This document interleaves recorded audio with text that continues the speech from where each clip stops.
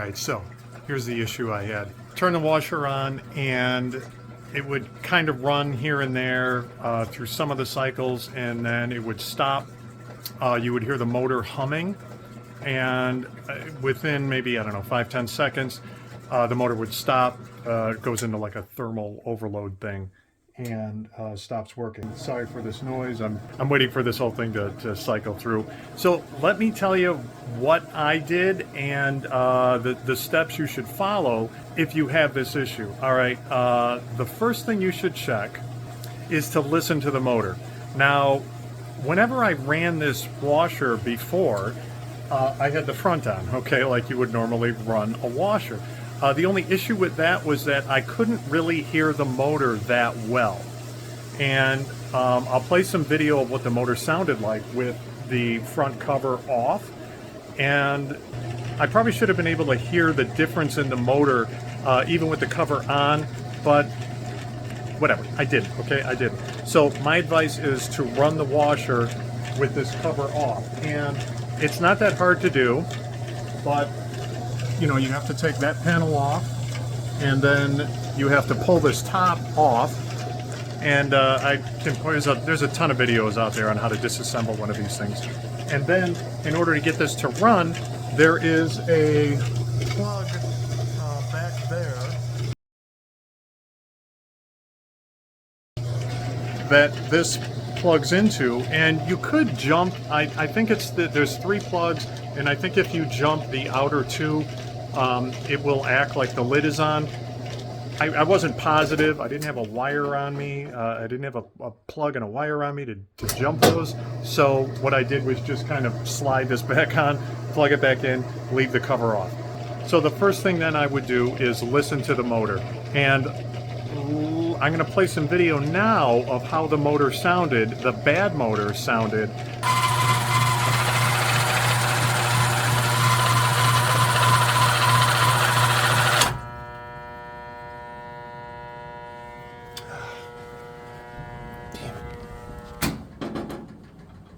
And it's pretty obvious that it's the motor. And you can hear this one now, aside from this jumping all over the place.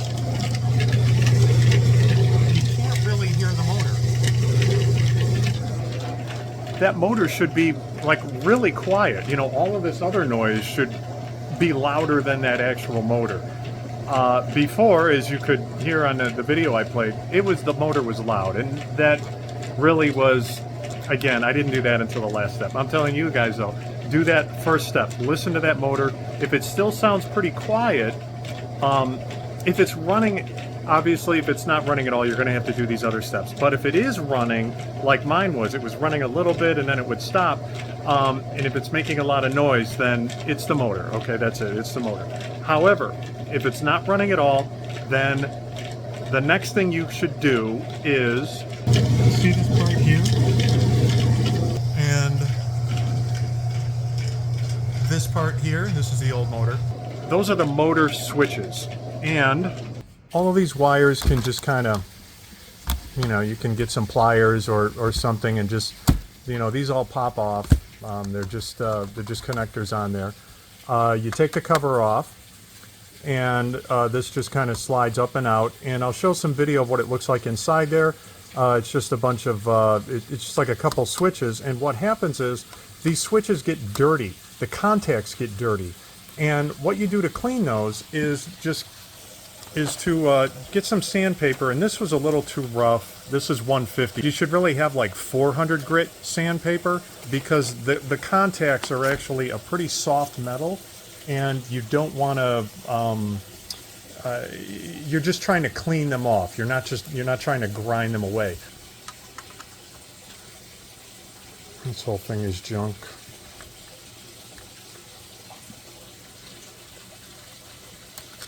So this, you kind of have to, now you got to be careful. If you can see, I broke this. But if you do break it, know that crazy glue will fix it. Those are crazy glue. That is crazy glue right there.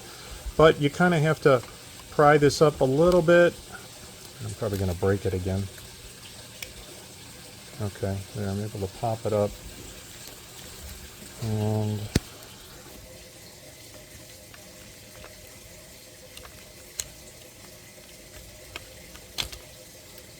Okay, so I got that off. Now, here's what it looks like underneath. And the contacts, I've got some other video a little closer I'll show, but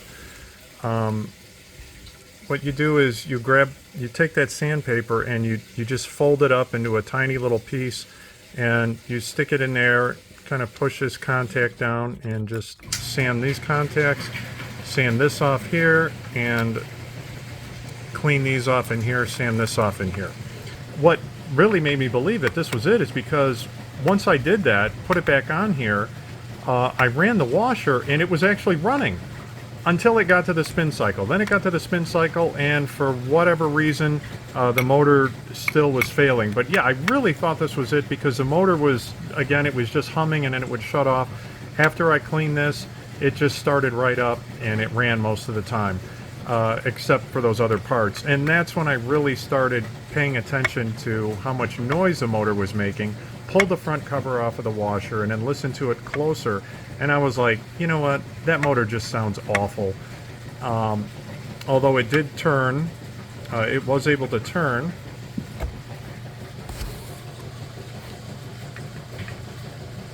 And I know the washer's making a lot of noise in the background, but even when I turn it, I don't hear it making noise. But when it was running, hooked up to, you know, electrically running, it was making some pretty bad grinding noises. So it's kind of, I thought for sure once I took this out and spun it that I would hear that grinding noise, but I don't. Anyway, that's why it's kind of hard to tell whether it's the motor or not. Cleaning this off, the reason you start with this is because it's free to clean it, right? It's just going to take a little time to clean it. That's free. I think this part costs somewhere between $90 and $100, so definitely clean it first before you try to replace it. This is actually step 2. Step 1. You pull this off, and this comes off real easy. You just pop this up, pop this down, and this will come off of that shaft that I was just showing. And with that off, try to spin the motor by hand. Maybe use a wrench or something. You might need to use a wrench, and you should be able to then spin. There's a transmission in there, behind there on the other side, and that spins the basket. So if that doesn't spin, that doesn't turn at all, the transmission's bad, and that's why the motor's not turning. That's why the motor is humming. The transmission's probably bad. You could, though, also, you'll still need to pull the motor, though, take the motor out and try to turn it to make sure that it's the motor or the transmission back there. Okay, can't believe I forgot this, but this water pump also needs to be checked. Like I said, this comes off really easy. Just those 2 tabs, pull up, pull it out. Be careful, there's going to be some water that's going to spill, but check inside the pump. Things get caught in there, very small socks, pantyhose, whatever you got going on, gets caught in that pump, in the impeller, and locks it up, and that will lock up your motor and cause it to hum like this too. So that is something else to check. And hey, guess what? Free.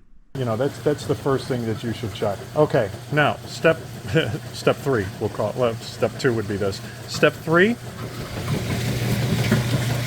the capacitor. All right. Capacitors fail a lot. Air conditioner capacitors, HVAC capacitors, and these capacitors. It's a pretty common failure. I bought that one on Amazon for, I don't know what it was, like $14. And I thought for sure that was it. Here's the original capacitor.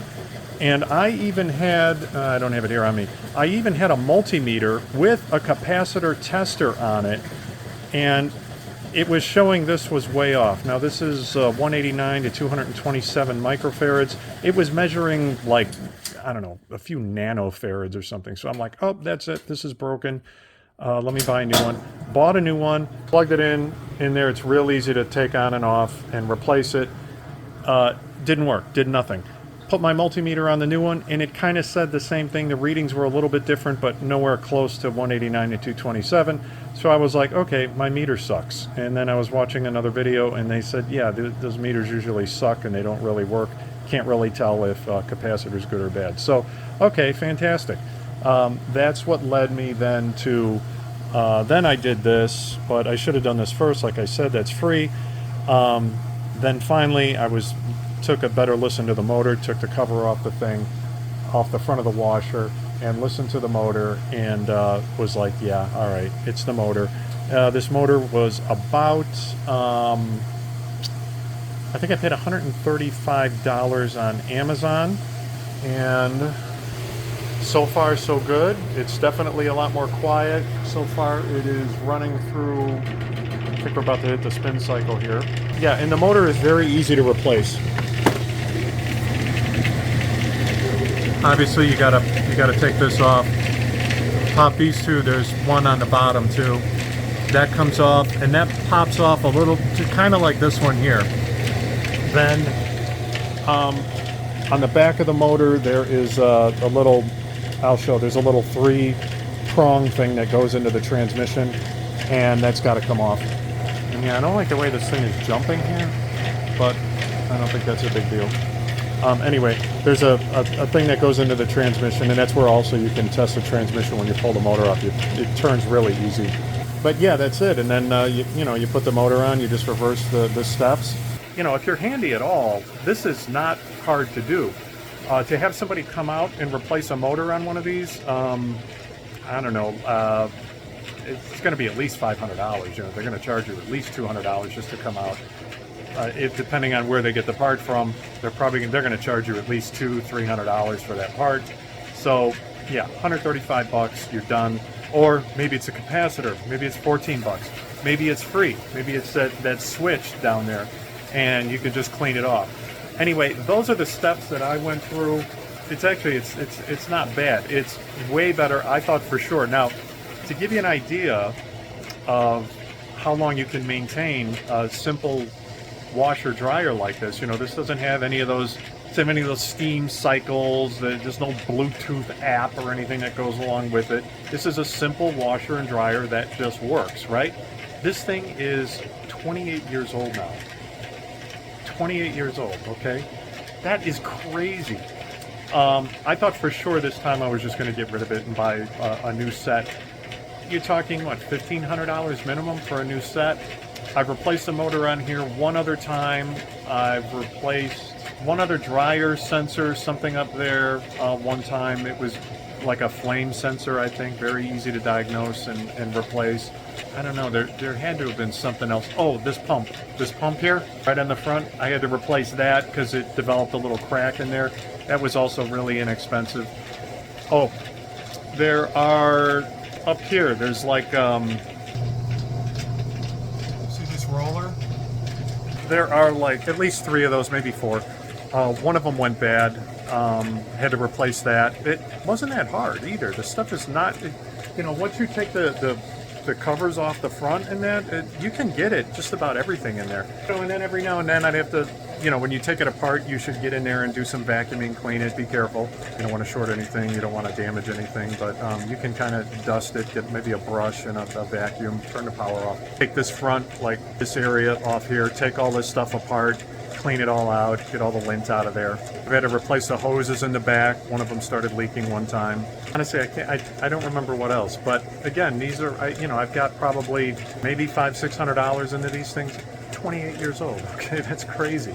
But yeah, simple washer and dryer like this, and I'm scared. I'm afraid to buy a new one because maybe they sell some simple ones out there, but then I read about them and they seem to fail a lot more often than this one did. Before this one failed, I think it went like 15 years before anything went wrong with it at all. By the way, if one of your appliances are broken and you're going to replace it, get on YouTube and figure out how to fix it. All right, try, because what do you have to lose, really? Okay, if you're going to get rid of it, try to diagnose and fix it. And once you fix something, you get really confident that you can fix something else. Okay, and even if you can't completely fix it, at least you've taken it apart, you've taken a look at it, and again, it builds some confidence in you being able to fix some other things. Because, yeah, people just, they throw so many things away these days, and believe me, I'm really tempted to also. But two, a lot of times I'm able to fix these things, even if I have to order something from Amazon, you get it the next day, you get it 2 days later, I can replace and fix this thing quicker than I can get a new one in here. Anyway, That's it. DIY lesson for the day. So far, so good.